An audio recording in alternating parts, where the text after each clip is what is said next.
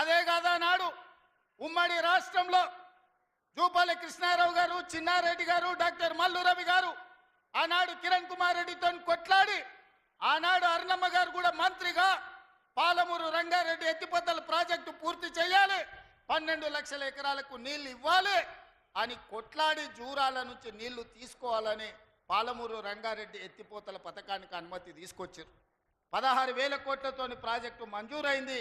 35,000 కోట్లు మొత్తం అంచనాలు వేసి టెండర్లు పిలిచిండ్రు. కానీ చంద్రశేఖరరావు వచ్చిన తర్వాత ప్రాజెక్టుల రీజైనింగ్ పేరు మీద 35,000 కోట్ల రూపాయల ప్రాజెక్టును 55,000 కోట్ల రూపాయలకు పెంచిండు. టెండర్లు పిలిచిండు, కాంట్రాక్టర్లకు ఇచ్చిండు, కమిషన్లు మెక్కిండు.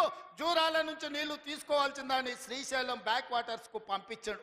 ఇవాళ శ్రీశైలానికే ఆ ప్రాజెక్టును తరలించడం వల్ల ఈరోజు పాలమూరు ఎడారిగా మారుతుంది. 10 ఏళ్లలో పాలమూరు రంగారెడ్డి పూర్తి చేసిన, కల్వకుర్తి పూర్తి చేసిన, భీమా నెట్టంపాడు, కోయిల్ సాగర్, రాజోలి బండ పూర్తి చేసి ఉంటే, తుమ్మిళ్ళ ప్రాజెక్టును పూర్తి చేసి ఉంటే ఇవాళ ఆంధ్రప్రదేశ్ మనకు అభ్యంతరం పెట్టకపోయి ఉండే. 10 ఏళ్లలో నువ్వు ప్రాజెక్టులు పూర్తి చేయలేదు, పాలమూరును పడావు పెట్టినావు కాబట్టి ఇవాళ మా ప్రాంతం ఎడారిగా మారింది.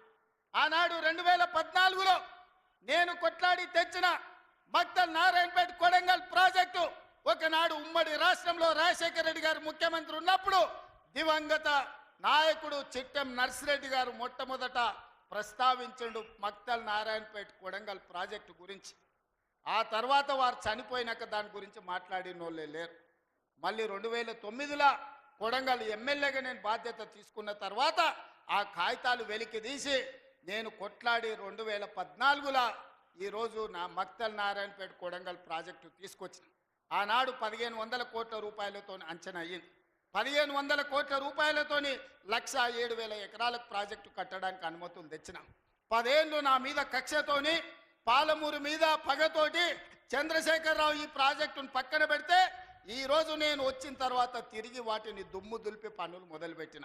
ఇవాళ 4,500 కోట్ల రూపాయలతోటి మక్తల్ నారాయణపేట కొడంగల్ ప్రాజెక్టును పూర్తి చేయాలి 2 ఏళ్లలో అని ఈరోజు టెండర్లు పిలిచి పనులు ప్రారంభిస్తే ఇవాళ పగబట్టి ఆయన టీవీలలో, పేపర్లలో అడ్డుకుంటున్నారని అంటున్నాడు.